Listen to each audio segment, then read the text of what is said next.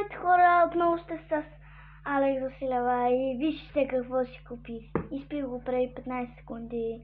Беше изумително вкусно, затова реших да рисувам тази рисунка на лава бер и да я снимам, да си я покажа в профила и просто да покажа. Да. Това след малко ще си купа още една и във второ видео ще ви покажа как пия лилата напитка. Ще е много вкусно, защото тази усетих, че е изумително вкусно и не знам, просто не знам. Изумително е за това.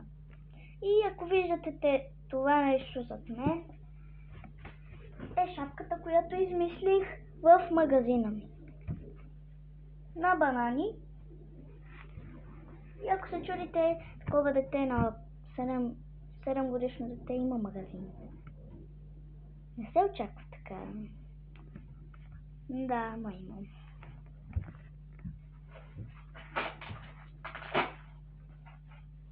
Сега ще ви покажа колко пари имам.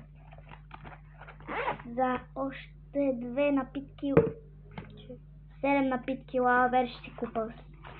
Във втория епизод ще си купа 3 напитки. Имам само стотинки в момента, но ще си намеря левовете. Стойте за 5 секунди, ще се дойде.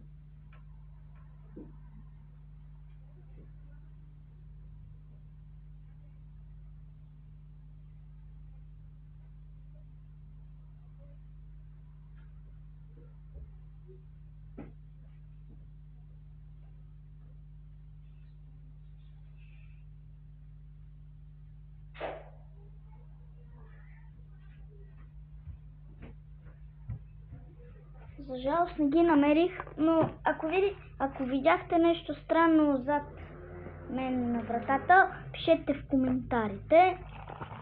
И това беше от мен. Ако искате втори епизод, това видео трябва да събере 5000 лайка и пускам ново видео на лава бер. Аре, чао!